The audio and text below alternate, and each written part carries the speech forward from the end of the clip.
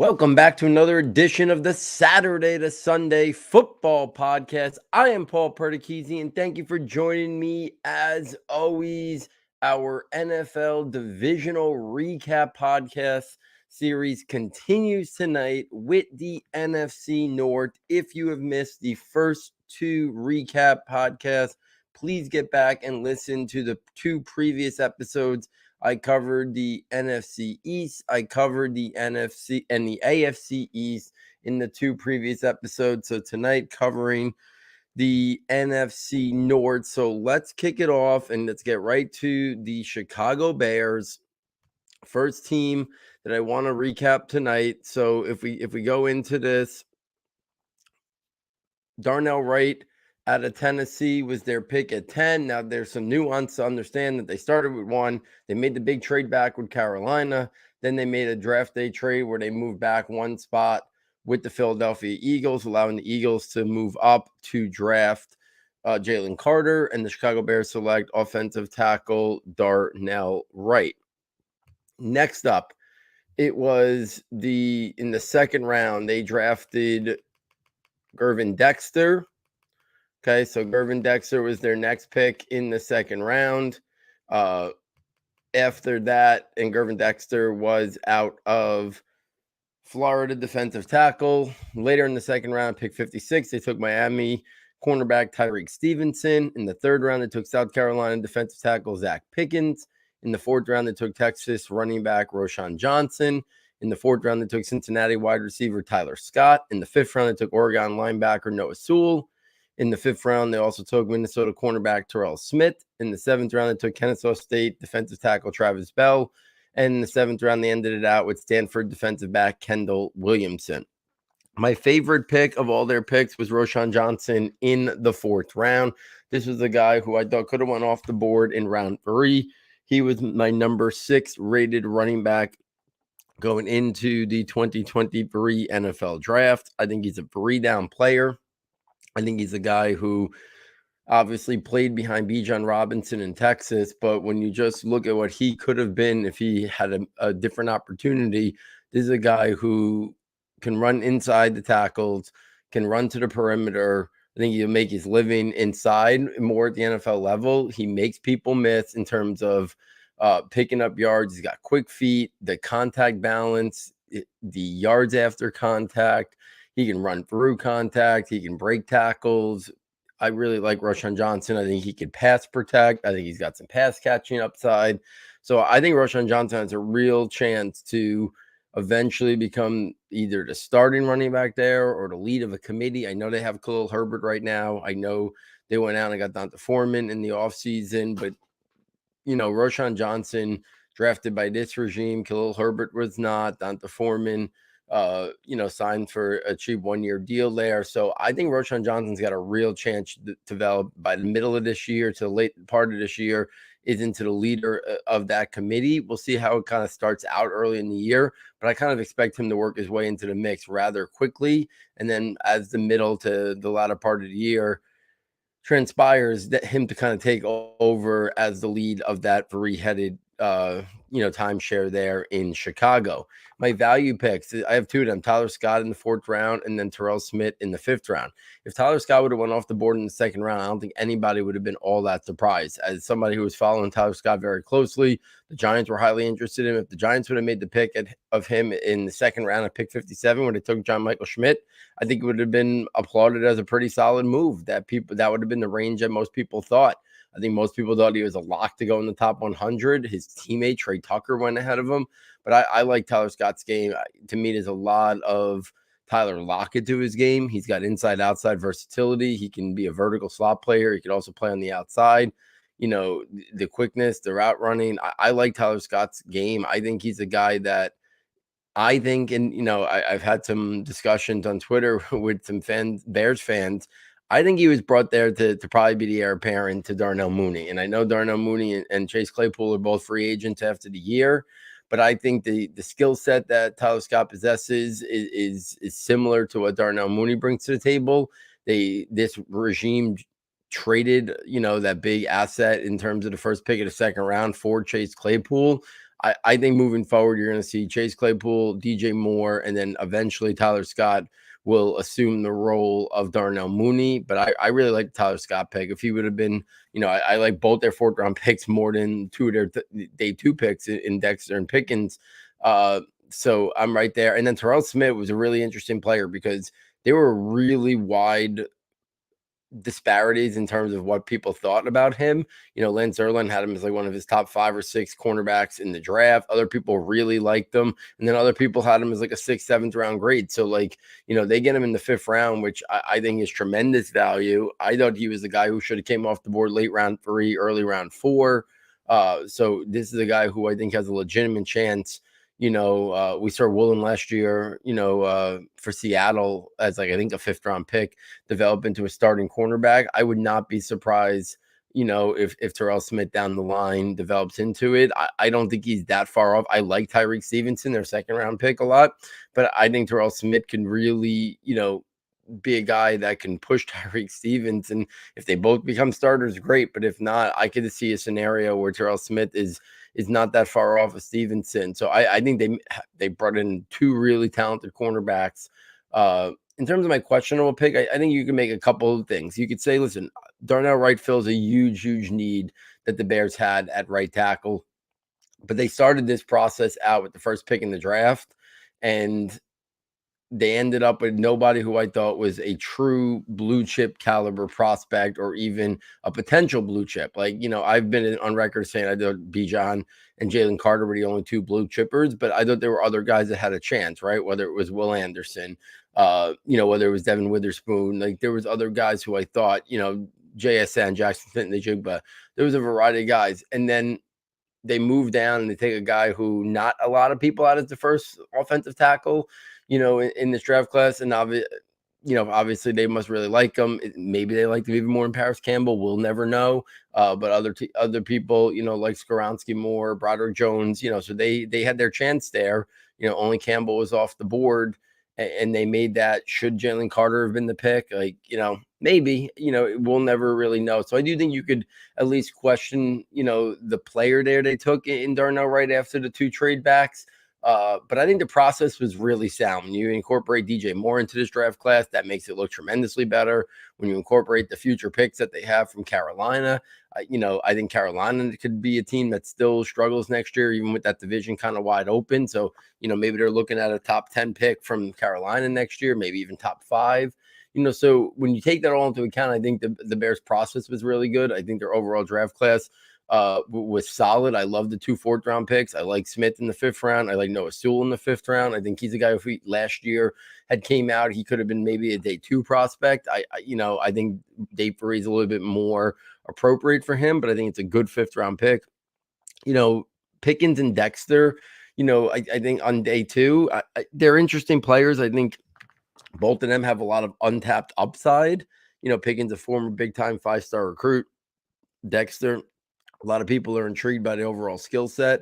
There might have been some safer players on the board there, but they attacked an area where they needed to upgrade the defensive tackle position. They go out and get 2 of them right there in Dexter and Pickens.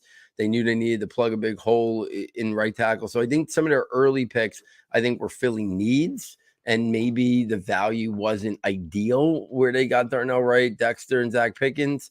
But I do think they filled some big needs there. And then I do think they got some really good value with Johnson, Tyler Scott, Noah Sewell, and Terrell Smith. So I do think they had some need picks, filled some holes, and also got some good value picks later on. And then they still have that extra draft capital for next year. They got DJ Moore. So I think the process was a sound process by the Chicago Bears. We'll see if it plays itself out.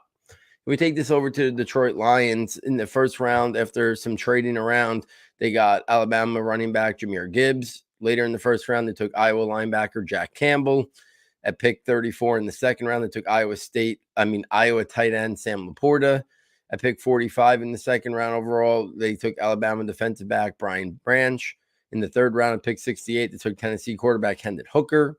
At pick 96 in the 3rd round, they took Western Kentucky defensive tackle Broderick Martin.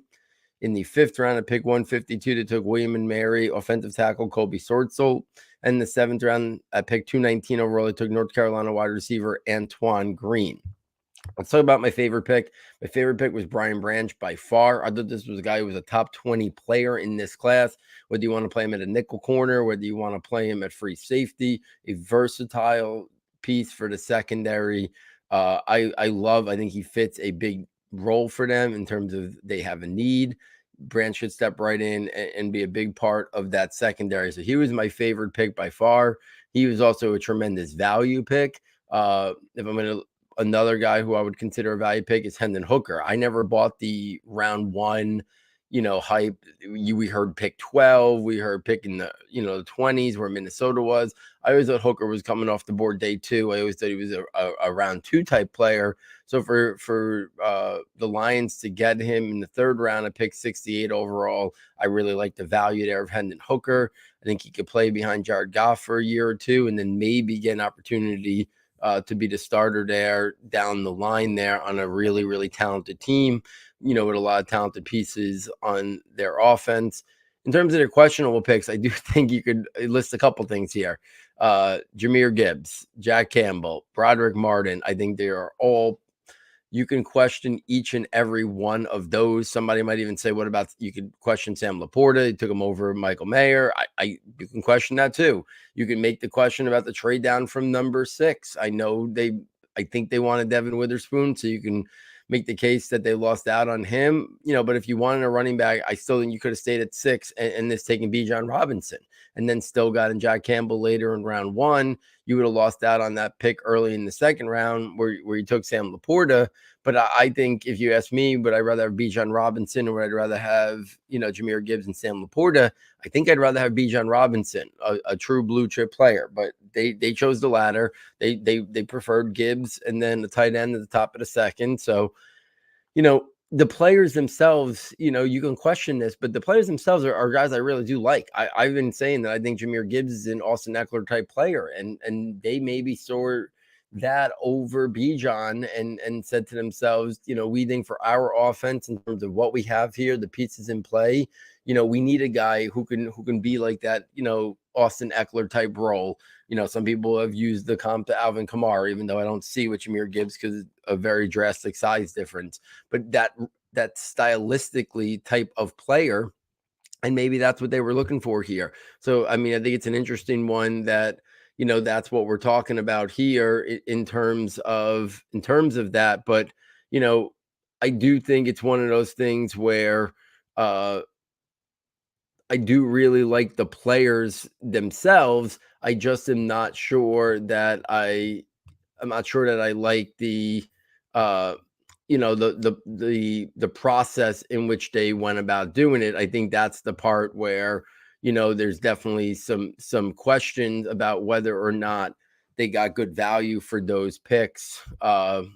Is debatable. But all in all, I do, when you collectively look at what they brought in, the needs that they filled, the value that they found, I do think it was a strong draft because I really do like Sam Laporta and I do like Jack Campbell and I do like Jahmyr Gibbs and I love Brian Branch and I like Hendon Hooker and I even think Antoine Green in the 7th round is an interesting flyer. So I do think it's one of those things where, you got players that I think are going to have tremendous help in terms of integrating into their team. I think they're going to be guys that fans really like in Jahmyr Gibbs and Jack Campbell. They fit the character that they want, to instill there in Detroit. But I do think there are some question marks. Should they have just taken Bijan at 6 if they really wanted a running back that early? Should they have pivoted if they wanted Devin Witherspoon to Christian Gonzalez? Or when they moved back to 12, they could have taken Deonte Banks or Emmanuel Forbes if they weren't high on Christian Gonzalez. They could have taken one of those guys at 18 if they really wanted a cornerback, right? Instead of Jack Campbell. And then maybe they could have taken Jack Campbell in the 2nd round and then maybe waited on the tight end. So there were other things they could have done that I think would have attacked bigger areas of positional need in terms of positional value. But they chose this path, but I think it's going to make them a better team. We won't know if, based on how things play out, if they miss an opportunity to maybe get areas and positions that are a little bit more value. It's clear they are not looking at the positional value thing all that much in terms of devaluing running backs or devaluing off the ball linebackers, they had a different approach here. So I think it's an interesting draft. I don't love the process, but I do like the individual players that they got, and I do think they will make a difference. If we keep this moving and go to the Green Bay Packers, in the first round, I picked 13. They took Iowa edge Lucas Van Ness. In the second round, I picked 42. They took Oregon State tight end Luke Musgrave. In the second round, they also took wide receiver, Michigan State wide receiver Jaden Reed at pick 50.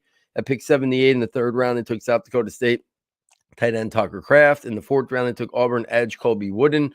In the fifth round, at 149, they took Penn State quarterback Sean Clifford. In the fifth round, they took Virginia wide receiver Dontavian Wicks. In the sixth round, they took Bowling Green defensive tackle Carl Brooks. In the sixth round, they took Auburn kicker Anders Carlson. In the seventh round, they had 4 picks. They took Kentucky cornerback Carrington Valentine, Central Michigan running back Lou Nichols III, Iowa State safety Anthony Johnson Jr., and Charlotte wide receiver Grant DeBow.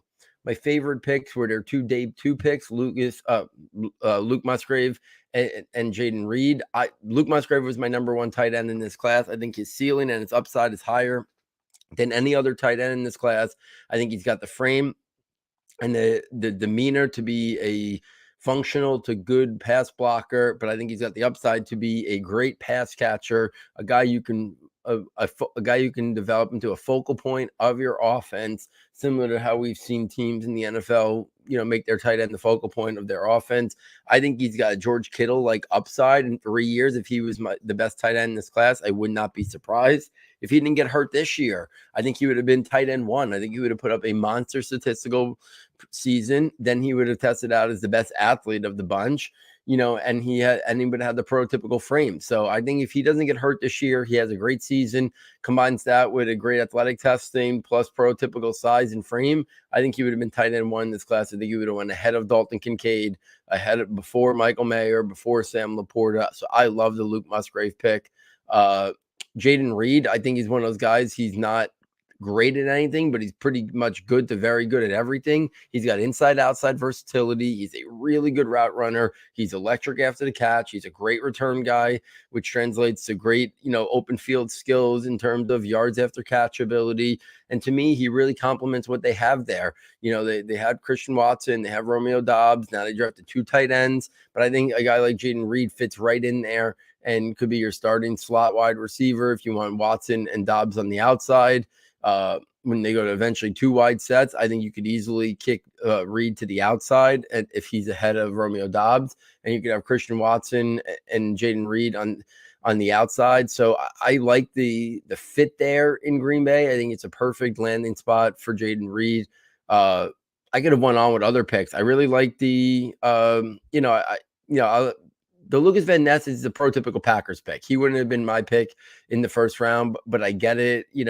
Power defensive end type player. He'll kick inside, in sub packages and rush from the interior. So I do like it. My value picks are Colby Wooden and Carl Brooks, 2 defensive linemen, more defensive tackles. I think Colby Wooden's a really athletic player that I think he does his best work in terms of rushing from the interior, but they might line him up on the outside a little bit too. But I really like Colby Wooden along the defensive line. I think he's got versatility. I think he's got some upfield penetration. And I really like Carl Brooks. The defensive tackle played a lot on the outside too at Bowling Green, but he's a bigger guy, around 300 pounds. So I think they added 2 versatile defensive linemen there in Wooden and Carl Brooks in the 4th and the 6th round. I thought Wooden could have went off the board in the 3rd round. And I thought, Carl Brooks could have went off the board in round 4 or 5. So I really like that. Dontavian Wicks is another guy. They took another wide receiver later in the 5th round. He could have been a guy who I thought is a value pick. Some people thought he would have went off the board in round 4. He ends up going off the board, in round 5. Carrington Valentine was a guy that Mel Kiper had a pick, his number 69th overall on the big board. So that's another really strong value pick there. A guy in the 7th round who has a chance to compete maybe to be the 3rd or 4th cornerback on that roster. Anthony Johnson Jr. out of Iowa State.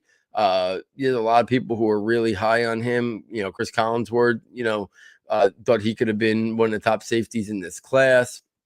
So there's a lot of people that like Anthony Johnson, and even Grant DeBow, another wide receiver at the end of the draft. I thought was a really good value pick. If I was going to question anything, well, first off, I would start with the Sean Clifford pick. I did not think he was a draftable prospect. So for him to go in the 5th round, was kind of staggering ahead of like a guy like Jaron Hall and some other quarterback prospects that were still available. I thought Clifford could have been a guy that used one of their 4th, 7th round picks on. And then Tucker Kraft in the 3rd round, I really do like him. I like Tucker Kraft, but I was surprised to see another tight end there after taking Musgrave at pick 42 overall to come back at pick 78 and take a guy like Tucker Kraft. I also just think they don't profile all that differently. Like if one was strictly a move guy and one was a guy who can be more inline, I think they could, there's I guess there's versatility between both of these guys. I think both of these guys, I thought Kraft, not just because of the college, but I thought he reminded me of like 80% of a guy like, Dallas Goedert.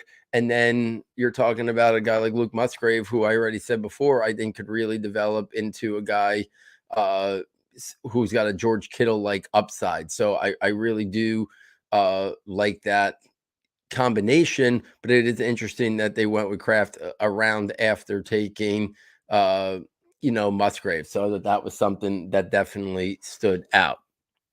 Let's finish off the NFC North with the Minnesota Vikings. In the 1st round, I picked 23 overall. They took USC wide receiver Jordan Addison. In the 3rd round, I picked 102. They took USC cornerback Mekhi Blackman.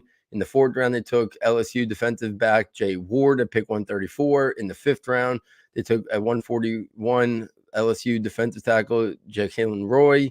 In the 5th round, they took BYU quarterback Jaron Hall. And in the 7th round, they took UAB running back Dwayne McBride. My favorite pick was Jordan Addison. Jordan Addison was a guy who he was my 4th wide receiver in this draft class. But in terms of the Vikings, I really like the pick there. They had this gaping hole next to,